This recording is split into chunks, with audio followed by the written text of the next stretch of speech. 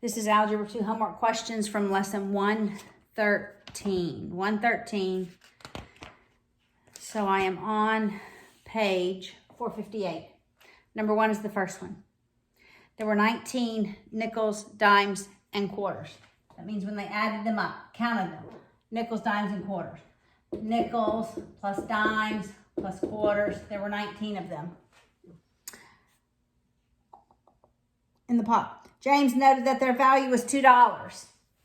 So if I just write 5n plus 10d plus 25q, it was $2, but I have to write 200 because I'm eliminating my decimals, right? We should be able to do this by now. How many coins of each type were there if there were twice as many nickels as dimes? Twice as many nickels as dimes means I have more nickels. How many more? Twice the number of dimes. Okay? So this is where I begin. For nickels, I'm substituting in 2d into both of these.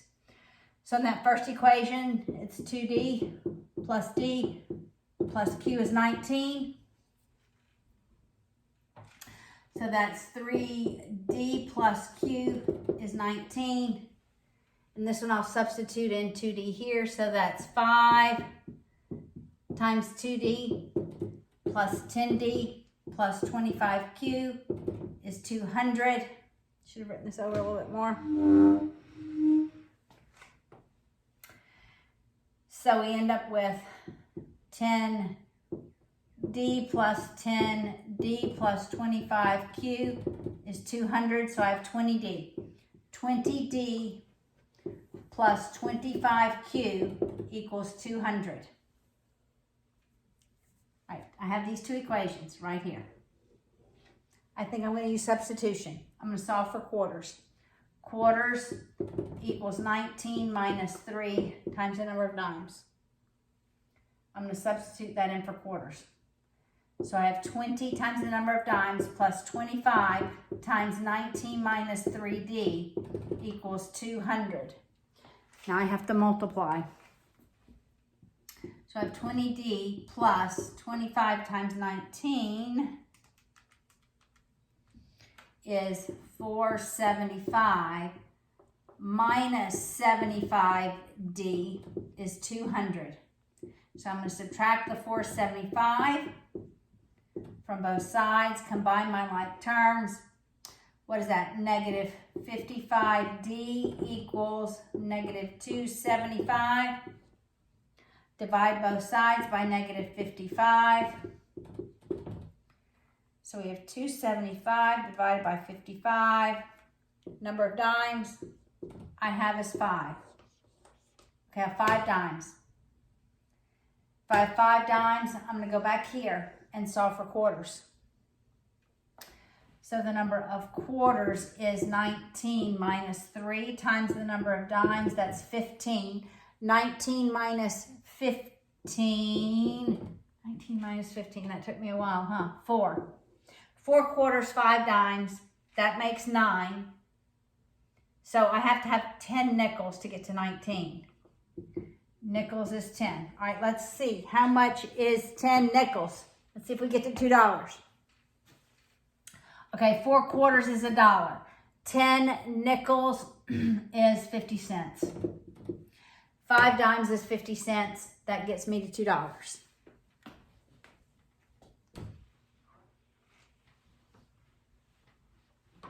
All right, the next question was problem 6 of lesson 113.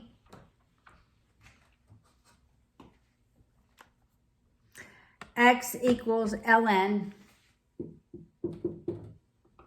of 0. Oh, I think this one is too small of a number. 7 is too small of a number. Okay, 0.0093. This is a calculator problem. You just do ln 0.0093 and hit equals. And that's what you get, negative 4.6778. Okay, 7 is a problem. The number is too large. However, let's just look at it. So it's the ln of x equals 5,165. This, converting it to exponential, because when we want to solve for the argument, or the antilog, we want to go to exponents. So it's e to the 5165 equals x. But that's too big of a number. I think your calculator gives you an error. It's just too big of a number. See? Math error. But if I were to change this just to 51, I could solve. E is shift ln. Well, let me turn my calculator on. E to the 51, and that would give me, look, just a 51 is that number times 10 to the 22nd. It's just too big a number, 5,000. All right, number 14. Multiply x to the 1/3 plus y to the 2/3 times x to the 2/3 plus y to the 1/3. You hear my bench? He's over here growling. All right, so we FOIL it. The first one's multiplication is addition of the exponents. 1/3 and 2/3 is 3/3, so it's just x. Then it's my outers. X to the 1/3, y to the 1/3, and then it's my inners. X to the 2/3 times y to the 2/3. Then it's my outers, that's just y. We don't have like terms. You can't combine these. They're not like terms. All right, so that's 14. That's the answer. All right, number 22. X minus 4y is negative 15. So this is like from lesson 106. X minus 4y. I'm going to write it up as high as I can. X minus 4y, leaving space for z, equals negative 15. And then we have 3x plus z.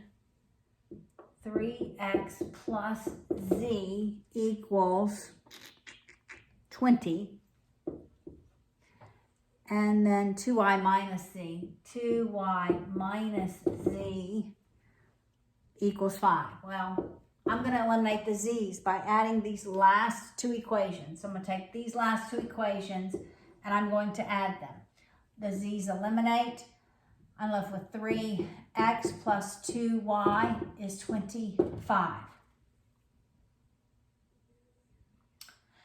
I think I will use elimination. I'm going to eliminate the y's. I'm going to multiply this one by 2, this equation by 2. And so we have 6x plus 4y equals 50. I'll come and write this equation beneath it. X minus 4y is negative 15. My y's are going to eliminate. I'm left with 7x equals, what is that, 35? When we divide by 7, x is 5. That's one of the values. I'm going to go back to this equation and solve for y.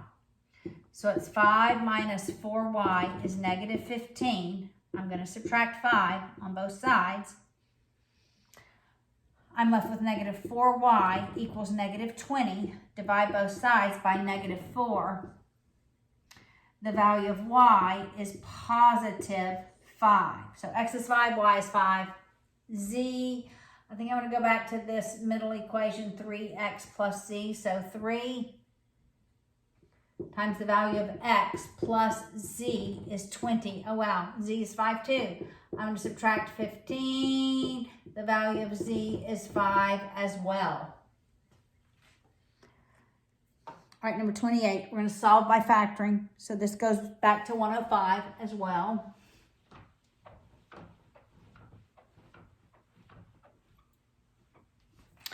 All right, 28.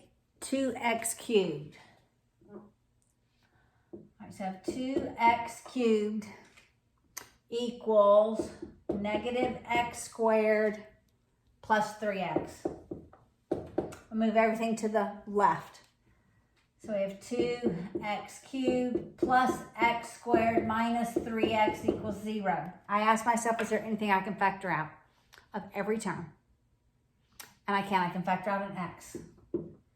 So I'm left with 2x squared plus x minus 3 equals 0. Now I'm looking for factors of 2 times negative 3, factors of negative 6, such that I add them and I get positive 1. Well, that's going to be 3 and 2. The 3 has to be positive and the 2 is negative to get positive 1. I write both of these under a 2 with an x, a 2 with an x. I don't forget my x. X times. Can I simplify the 2 and the 3? I can't. It's 2x plus 3. I can simplify both of those. They become 1. That's x minus 1 equals 0. You have to solve for it. Every term set equal to 0. X equals 0. 2x plus 3 equals 0. It crosses the x-axis 3 times. There are 3 x-intercepts. We have a cubic equation. X minus 1 equals 0. I subtract the 3. Divide by 2. X is negative 3 halves. That's a solution. That's a solution. I add the 1.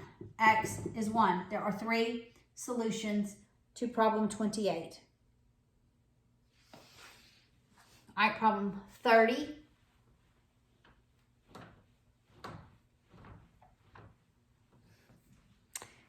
Negative 7x squared. Negative 7x squared minus 2x equals 3x cubed. Okay, this is my lead. That's got to be my lead term. I'm going to move everything to the right.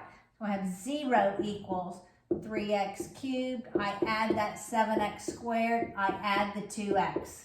Then I ask myself, can I factor anything out? And I can. I can factor out an x. And I'm left with 3x squared plus 7x plus 2. I'm looking for factors of 3 times 2, which is positive 6, such that I add them and they equal 7. It's 6 and 1. I put under here a 3 with an x. That's my lead coefficient. I don't forget x is a factor. And I simplify. I can simplify the 3 and the 6. 3 becomes 1, 6 becomes 2. It's x plus 2. I can't simplify this. It's 3x plus 1. It's set equal to 0. Every factor you have to solve for.